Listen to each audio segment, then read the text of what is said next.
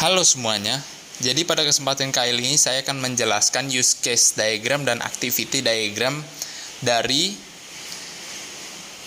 project yang telah saya buat, yaitu bioskop sebagai bagian dari UTS dasar pengembangan perangkat lunak. Nah, pertama-tama di sini ada customer dan sistem, dan ada kelima use case utama, yaitu melihat daftar film, memilih film dan jadwal, memilih kursi customer, melakukan pembayaran, dan mendapatkan tiket elektronik.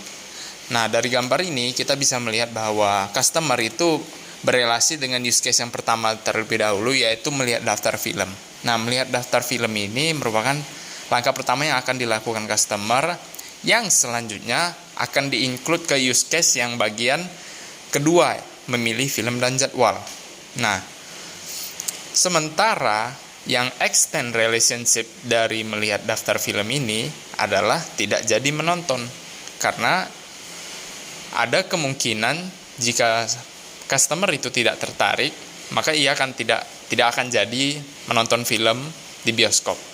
Nah, selanjutnya lanjut pada use case kedua, yaitu memilih film dan jadwal. Nah, ini merupakan include use case dari use case yang ketiga, yaitu memilih kursi customer. Jadi sebelum customer itu memilih kursi customer, ia harus melakukan untuk memilih film dan jadwal terlebih dahulu, yang nantinya akan dibaca oleh sistem.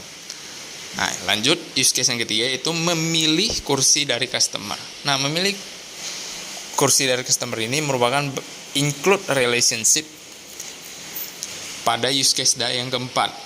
Nah, use case yang ketiga ini, memilih kursi customer, juga akan dibaca oleh sistem untuk pemilihannya. Selanjut, yang keempat, ada melakukan metode pembayaran yang merupakan include relationship dari yang use case yang kelima, yaitu mendapatkan tiket elektronik. Nah, yang pada use case yang keempat ini terdapat generalized relationship dan specialized relationship antara keduanya, yaitu generalisnya melakukan pembayaran dan spesialisnya itu bisa melalui kartu kredit atau melalui transfer bank untuk pembayarannya. Nah, ini juga akan dibaca oleh sistem, kayak arrow-nya mengarah ke kanan sistem. Dan langkah terakhir adalah mendapatkan tiket elektronik. Nah, setelah mendapatkan tiket elektronik, ini juga akan dibaca oleh sistem dan dikembalikan oleh pengguna. Nah, jadi dari gambar diagram pada gambar, kita bisa menyimpulkan bahwa yang include relationship itu mengarah, tanda panahnya mengarah ke kanan. Sementara yang extend relationship itu kembali lagi, atau tanda panahnya kembali pada use case awal. Sementara yang generalized dan specialized relationship itu dapat kita lihat pada metode melakukan pembayaran dengan cara terlihat pada gambar, yaitu yang bagian bawah itu terdapat dua cabang. Nah, dua cabang ini merupakan cara pembayaran yang seperti disebutkan sebelumnya, yaitu kartu kredit dan transfer bank. Itu merupakan specialized dari generalisnya, yaitu melakukan pembayaran. Nah, untuk UML use case diagram itu kan sudah selesai, maka saya akan melanjutkan ke activity diagram. Nah, activity diagram ini menjelaskan dari kelima use case yang utama tadi dijelaskan di awal pada UML use case diagram. Nah, pertama kita lihat pada gambar pertama ini, melihat daftar film. Nah, ini merupakan activity diagram dari use case yang pertama. Nah, kita lihat di sini inputnya dari user. Jadi customer itu pertama-tama membuka aplikasi.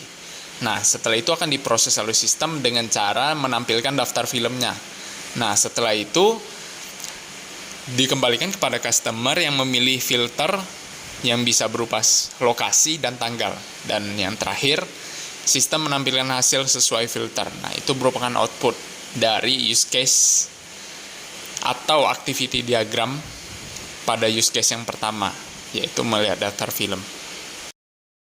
Pada activity diagram yang kedua, yaitu mengacu pada use case diagram yang kedua tadi, yaitu memilih film dan jadwal. Nah, Pertama-tama di sini inputnya customer memilih film. Setelah customer memilih film, sistem akan mendeteksi dan menampilkan jadwal dan lokasinya. Jadwal dan lokasi dari penampilan film. Nah, setelah itu customer memilih nih waktu dan lokasi film yang akan ditampilkan. Nah, itulah output terakhirnya pada use case dari activity diagram dari use case yang kedua tadi. Nah, kita lanjut pada activity diagram yang ketiga, yaitu mengacu pada use case yang ketiga, yaitu memilih kursi. Nah, di sini inputnya customer akan memilih kursi dari denah yang dilanjutkan diproses oleh sistem yang menampilkan kursi yang tersedia. Setelah itu, pengguna atau customer mengkonfirmasi pemilihan kursi, dan itulah outputnya. Pada activity diagram yang keempat, yaitu melakukan pembayaran. Nah, di sini inputnya pertama customer akan memilih metode pembayaran yang selanjutnya akan diproses oleh sistem yang mengarahkan ke payment gateway. Nah, di sini payment gateway akan memproses pembayaran yang outputnya sistem mengkonfirmasi pembayaran itu berhasil atau gagal. Nah, yang terakhir, activity diagram yang kelima yang mengacu pada use case diagram yang kelima, yaitu mendapatkan tiket elektronik. Nah, di sini sebagai input, sistem mengirim tiket elektronik ke email atau customer bisa mengunduh tiketnya sendiri di email mereka. Dan sebagai outputnya, customer menerima dan mengunduh tiketnya. Nah, itulah serangkaian dari penjelaskan UML use case diagram dan activity diagram dari pembelian tiket nonton di bioskop. Harap Anda menikmati video yang telah saya buat. Dan jangan lupa like dan subscribe. Dan semoga kita bisa bertemu di lain waktu. Sekian, terima kasih.